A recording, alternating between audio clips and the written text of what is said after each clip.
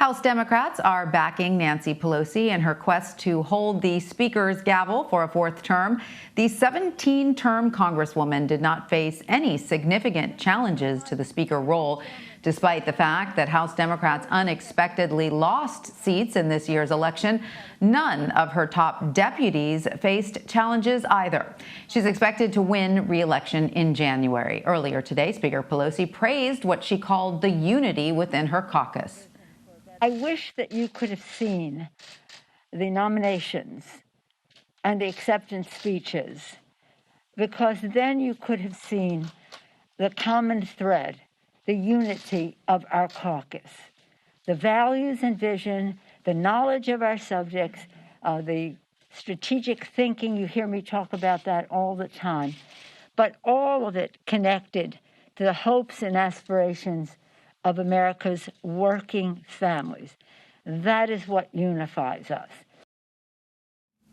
For more, I want to bring in Tanya Somanader in Los Angeles. She's the Chief Content Officer for Crooked Media. She also served as a speechwriter for Speaker Pelosi and as Director of Digital Rapid Response in the Obama administration. Tanya, welcome. Great to have you with us, from one Tanya to another. The top four Democratic leaders in the House were all re-nominated to their posts. That is Speaker Pelosi, Majority Leader Steny Hoyer, Majority Whip Jim Clyburn, and Caucus Chairman Hakeem Jeffries. Now, this is after an election where their majority is likely to be slashed to single digits, when polls and their own public statements pointed to an expanded majority. So in your view, why are House Democrats sticking with this leadership team? First of all, thanks for having me, Tanya. It's great to be here.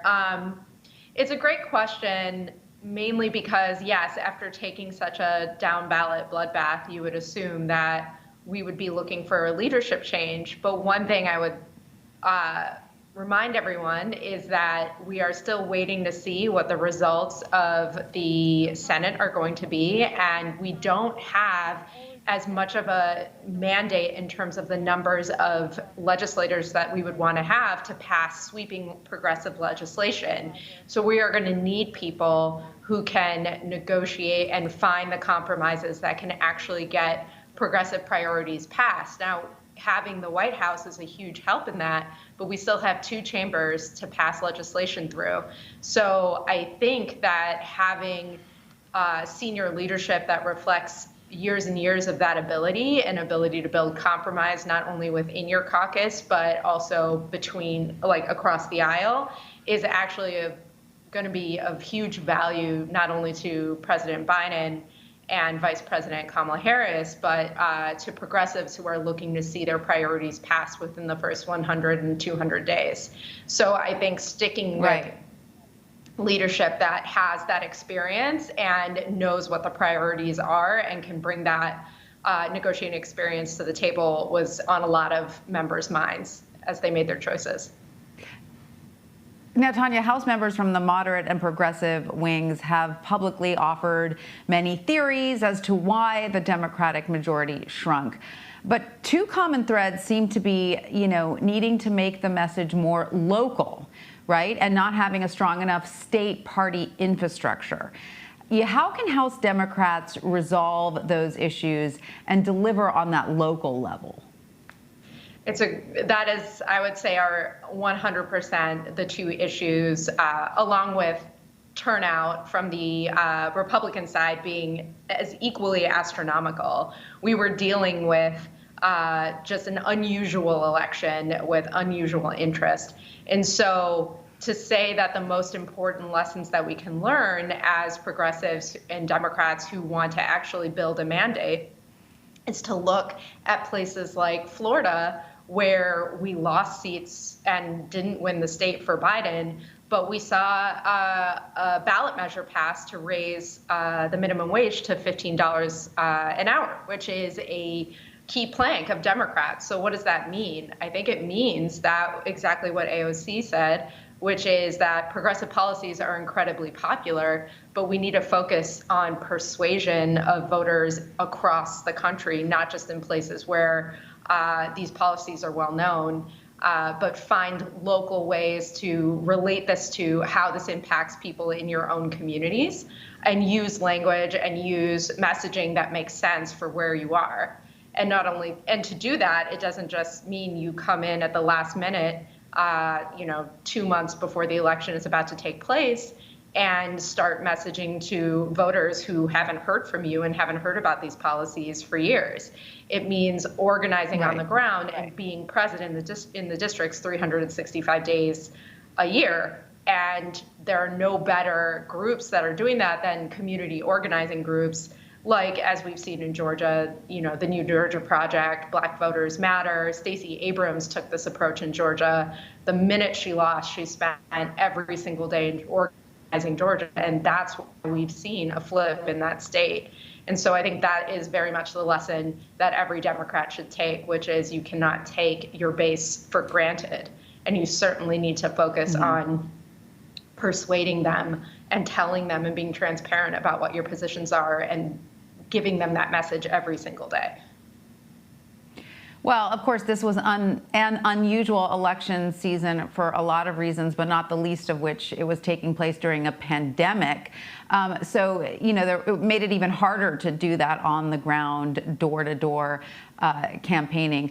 So do you believe perhaps that not campaigning in person this year hurt Democrats when Republicans were more willing to defy those sorts of COVID guidelines and get out there and canvass and knock on doors?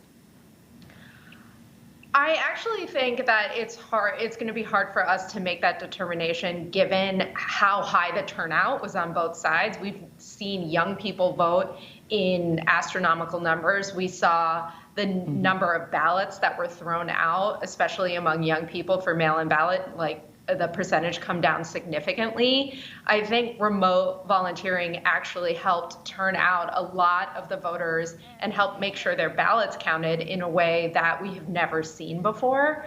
So I think that's incredibly encouraging, especially during a pandemic and for the next 3, 4, 5 months, where a lot of people are going to be pushing hard to see President Biden pass and the House pass progressive policies, while they also gear up to once again run for re-election, because in the House it's every 2 years.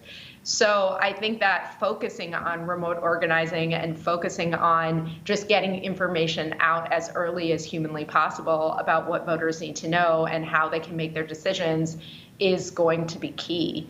And this was a presidential year, so we expected higher turnout than normal. And so I'm interested to see what organizing and remote organizing and volunteer organizing like that can have an impact on a midterm election and elections that we don't expect high turnout in. I think it can make a big difference. Mm-hmm. Well, speaking of a strong sort of digital infrastructure, your organization, Crooked Media, has created a strong infrastructure within the political media atmosphere. What can the Democratic Party learn from your own work in how to grow its presence online and connect with voters in that way?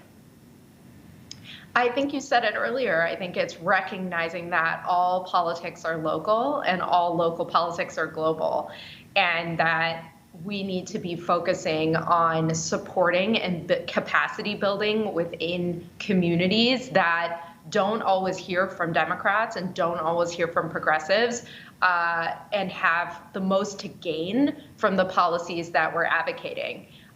It is a lack of investment and a lack of time and energy so far that has resulted in some of these, bleeding traditional Democratic voters.